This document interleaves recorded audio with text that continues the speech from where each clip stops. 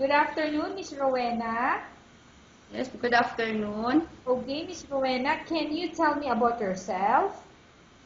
Um, I'm Rowena Maramang Saladino, and I am a hardworking, um, discipline, and honesty. Okay, I have few questions for you to answer, so let's start. Yes, Why do you want to work as a maid? because I want to support my family to have a good future someday. Why you choose Malaysia when there is a lot of other country? I choose Malaysia because I feel that I am comfortable of that country because Malaysia is a nice country and a good country, ma'am. Okay. Excuse me. How are you qualified for this job? Because I am a hardworking and industrious and honesty. Okay. May I know what is your education level is? Yes, ma'am, I am computer secretarial 2 years course graduate. Mhm. What is your recent working experience?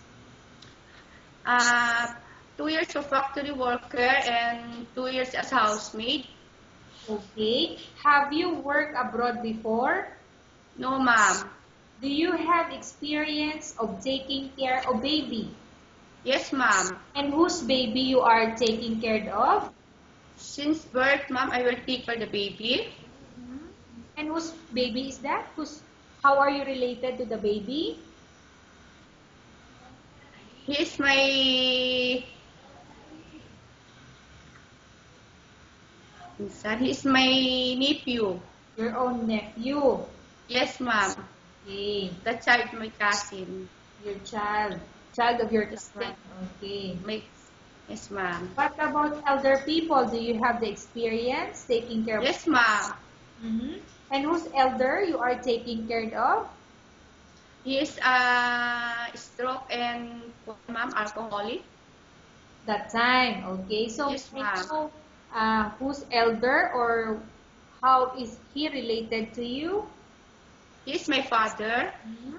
How old is your father when you take care of him? 65, ma'am. 65 years old. Okay. Do you have any other special skills? Yes, ma'am. May I know what special skills do you have?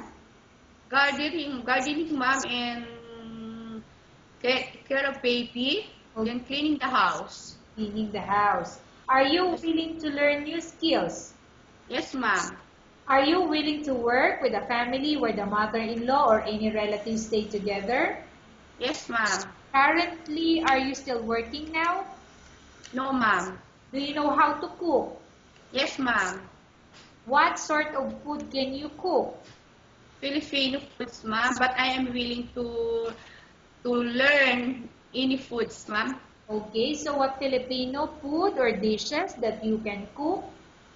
Like adobo, ma'am, and fried chicken, like that, ma'am. Okay. Are you aware that you will have to do washing, cleaning, ironing, Yes, and cooking?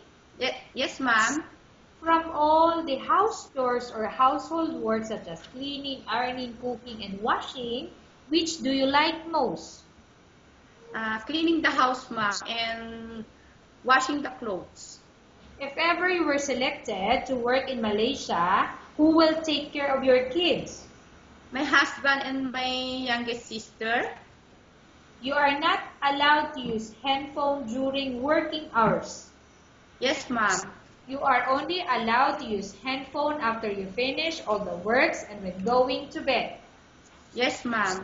You are strictly needed to surrender the handphone to your employer in the morning and your employer will return back to you once you're going to bed.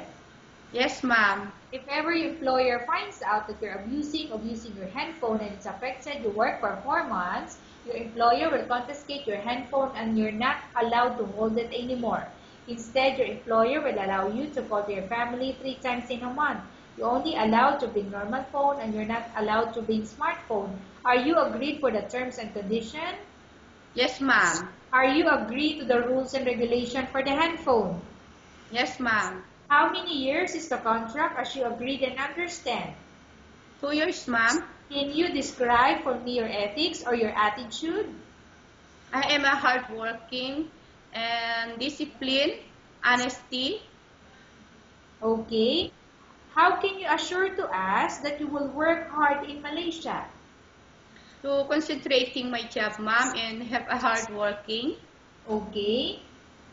Can you promise not to use the telephone without the permission of your employer?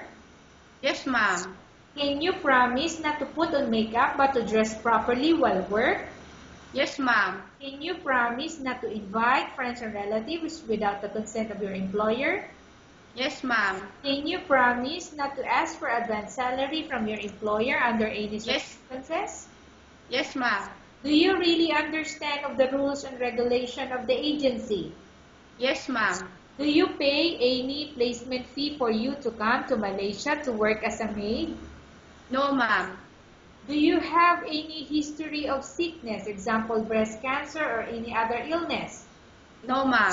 Do you suffer from any skin diseases, allergy or physical defect? No, ma'am. Have you suffered from any serious illness? No, ma'am. Have you undergone any operation? No, ma'am. Are you medically fit? Yes, ma'am. Are you in any medication? Yes, ma'am. I know, ma'am.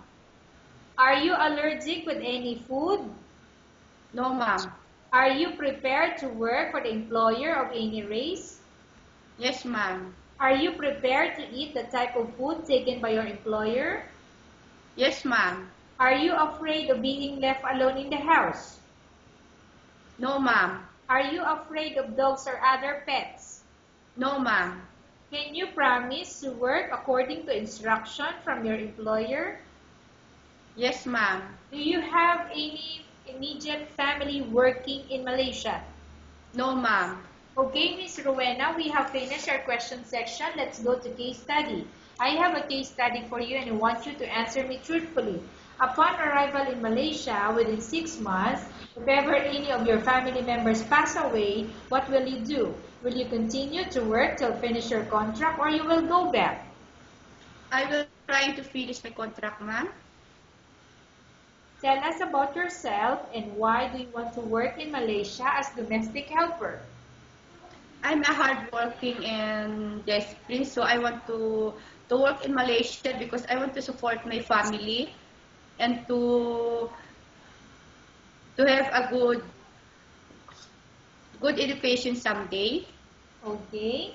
Ms. Rowena, what do you want to tell to your employer who watching your video?